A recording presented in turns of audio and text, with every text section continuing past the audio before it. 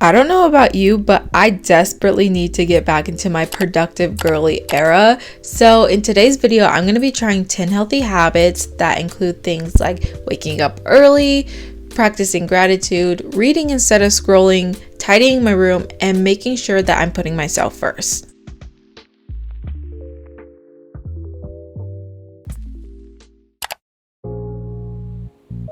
I used to be a severe night owl, and I mean that I would literally stay up until the sun would rise and then sleep for maybe like an hour or two.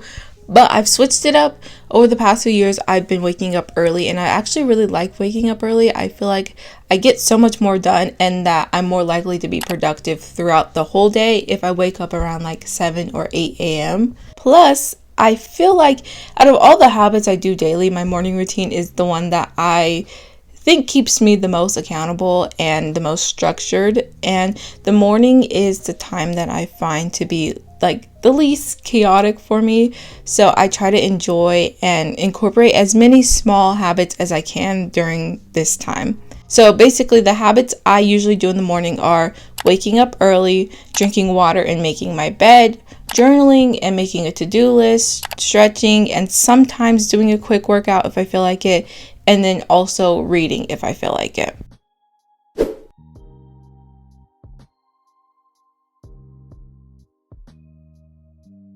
But that in itself is already like 6 to 7 habits. So technically speaking, even if I chose to lie in bed for the rest of the day, I'm still accomplishing something by having a morning routine.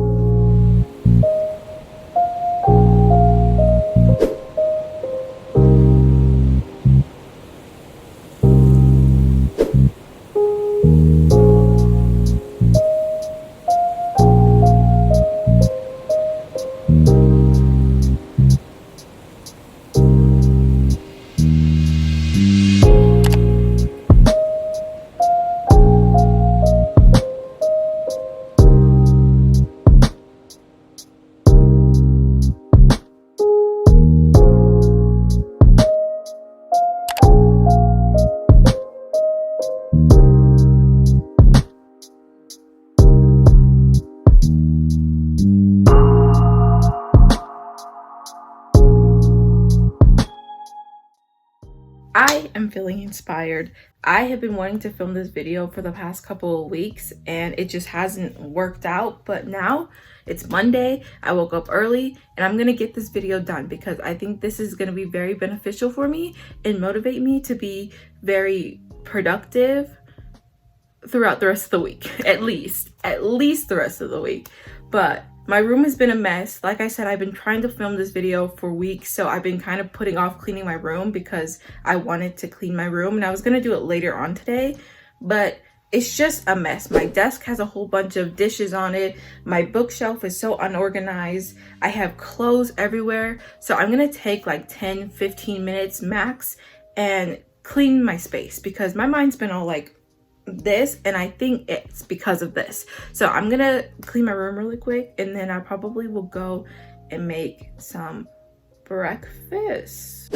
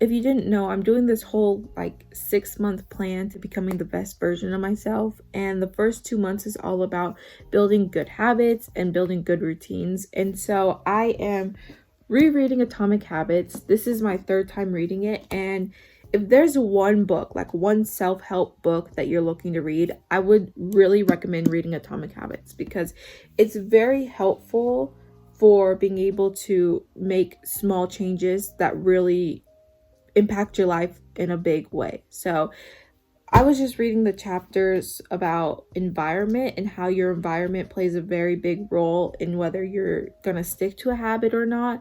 And I just think that's so true because when my room is a complete mess, then I'm very unlikely to be productive or want to get my work done. But on the flip side, when it's very clean, I feel motivated to wake up early.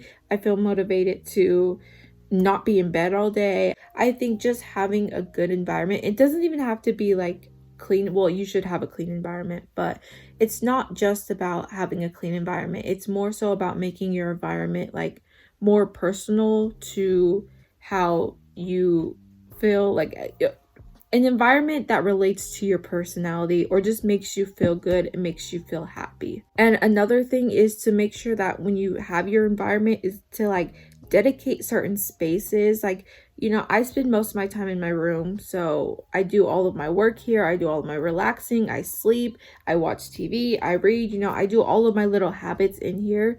So it's a good thing to like dedicate certain areas of your room to have like specific tasks. So like I would only do my editing and my productive type of computer work at the desk so that when it's time to go to bed, my mind isn't still in work mode. I'm able to rest and relax, and I would only do things like maybe reading and journaling when and meditating, possibly meditating while I'm in bed. So I think if you're struggling with doing little habits and you're struggling with incorporating them into your environment, try separating your space into different sections so that you know that when you're in this area, you're doing this type of work, and when you're in this area, you're doing this type of work. Anyway, I'm gonna go make myself a healthy breakfast. I'm thinking I'm gonna have like a matcha. I have matcha now, guys. I know in the last video I said I didn't have matcha, so I had green juice, and a green juice is matcha. But guess what? I actually went out and I bought matcha, so I'm gonna have a matcha today. And then I think I'm gonna have maybe like a yogurt bowl, maybe switching it up. You usually have oatmeal, but I'm gonna have a yogurt bowl today. Breakfast is the most important meal of the day, and I think technically you're supposed to eat it within like an hour or two after waking up. Now, I personally don't do this. I like to have my breakfast around like 12, sometimes 1, and I don't always have breakfast foods, but if you can, your first meal of the day should be something rather healthy, and you should eat before you get too busy, because I know I'm guilty of getting too busy with my work or whatever and then forgetting to eat until it's like almost dinner time. Basically what I'm saying is remember to feed your body with good healthy foods, but also remember you have to have balance when it comes to eating.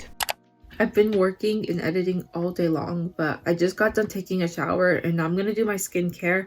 I washed my face and our hot water is out, so all we have is like ice cold water, and I felt like I was putting my face in a bowl of ice water.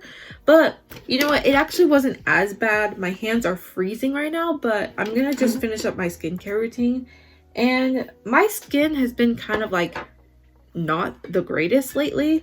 I don't exactly know what's going on with it. I don't know what I'm doing, because the only thing I did was switch out the facial wash I was using. I usually use the Cetaphil one, but I switched to the Versed. I think it was like antioxidant, some type of cleanser. And at the beginning, I really liked it because I thought it left my face feeling really refreshed. But I feel like maybe it was the reason my face started breaking out a lot more than it normally does. And so now I switched back and I'm just trying to like get my skin back to the way it was, because, you know, spring is coming and I feel like I'm tired of having like your dry, crusty, dusty winter skin, you know? Anyways, my routine is very basic. My morning and night skincare routine is very basic. And I feel like maybe I need to incorporate some more products, but I also don't have a bank account to incorporate more products. So usually what I do at night is I use my niacinamide by The Ordinary. And then sometimes if I'm like dealing with a little bit more acne, I'll use like the salicylic, no, that's hyaluronic acid. The salicylic acid. Whew, by The Ordinary as well. But I think tonight I'm just going to use niacinamide because my face has been pretty okay the last few days, knock on wood. So, and then I just use the regular Cetaphil moisturizing facial lotion as well.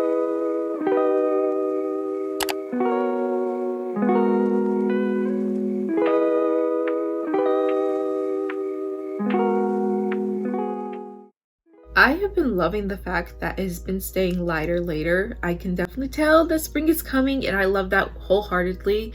And it stays light until like almost 6:30 now, and the sunset, especially because there's like a whole bunch of snow out right now, so the sun and the sky is just so pretty as it sets. The sky gets like a nice sunset-y type of color, like, you know, the reds, the purplish type of skies. I love those so much, and I'm hoping that this spring is going to be a good one. It's not going to be so rainy, but it's also not going to be so overly hot. I feel like this day has been just so long, and I woke up very early because I wanted to film this video, but I've also been waking up at 7 a.m. on my own, which is really good because I feel like I get a lot more work done when I do wake up a lot earlier in the day. But I do have a few more habits left that I want to do. I want to do some shadow work. I want to meditate. And then I want to do some reading. Even though I'd read this morning, I've been really trying to read instead of scroll, and also read before going to bed. But I'm going to stop rambling now, and I'm going to set the mood. I'm going to get the mood, the lights, my candles, everything, and I'm going to do some shadow work and some meditating. I said in the beginning of this video that I'm reading Atomic Habits, and I want to share with you guys some of my favorite ways for maintaining habits from the book. So the first one is making it obvious. So an example of this is if you're someone who wants to start working out in the morning, you would lay out your gym clothes the night before so that when you wake up in the morning, you see them and you know exactly what you're supposed to be doing.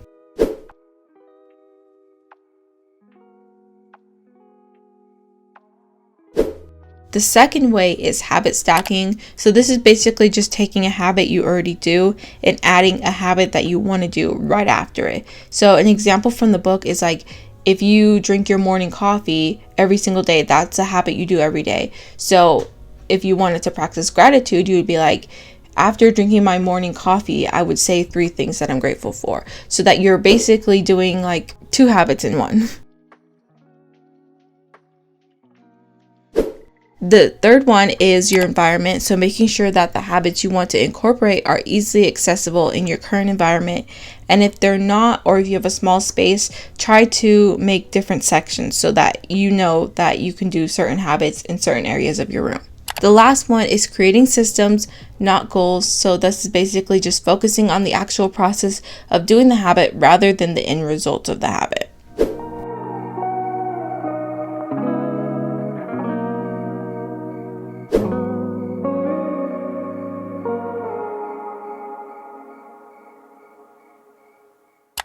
I'm getting ready to go out to the library because I want to edit my video, but I wanted to do a little bit of like a reflection for how yesterday went. I was going to do it last night, but I was like, the lighting's not good, I'm tired, so I'm just going to go to bed and then like regroup in the morning and give you my whole rundown. So I think having a day of doing 10 healthy habits is good, especially if you're kind of like in a productive slump or you're just in a slump in general. It gets you going and it makes you feel like you're doing something even if you're not doing a whole lot. Like just making my bed and filling up my water bottle made me feel like I was doing a lot, even though it was just, 2 really simple things. But I think having to do these things every single day, like some of them you can do every day, like make your bed, drink water, things like that are easy to do every day. But at the same time, nobody wants to be productive every single day. And it's really, really hard to be motivated to be productive every day. And that's kind of when discipline comes into play. But there's just some days where you don't want to wake up early, you don't want to journal, you don't want to drink water. I mean, you should drink water every day, but I'm the type of person who really struggles with drinking the correct amount of water every day. But there's just things you don't want to do every day, and I feel like forcing yourself to do them every day is when you kind of get in the mode of having like toxic productivity, and that's never a good thing, because I think that's when burnout comes, and when you're burnt out, then you don't want to do anything at all. So I think it's better to incorporate maybe like 1 or 2, maybe 3 healthy habits that you know are your like non-negotiables, and you can, did I say that word right? Non-negotiable things that you do every day without fail. That's what I'm trying to say. And just really stick to them, because it helps build consistency and it helps build routine. And you know, when you're tired of doing those things, you can always switch them out for something else, instead of having like a whole routine of 10 habits that you do every single day, and then you're burnt out and it's like, okay, well, I don't want to do any of them. Let me just say this: there are people who can be productive every single day without fail. I know I'm the type of person who feels like I have to be doing something. I always have to be productive in doing something. But, you know, just practicing self-care, things like that can also count as being a healthy habit. Just make sure that you're doing something that aligns with who you are and will help you out in the long run. Don't do things that people consider healthy habits. There's a whole bunch of things that can be considered a healthy habit. Moral of the story: if you're doing at least 1 healthy habit a day, you're already winning. You're already thriving in life. So I'm going to end today's video right here. If you liked it, don't forget to give it a like and subscribe if you haven't already. And comment down below what are some of your healthy habits. And I'll catch you guys in the next one. Okay, bye.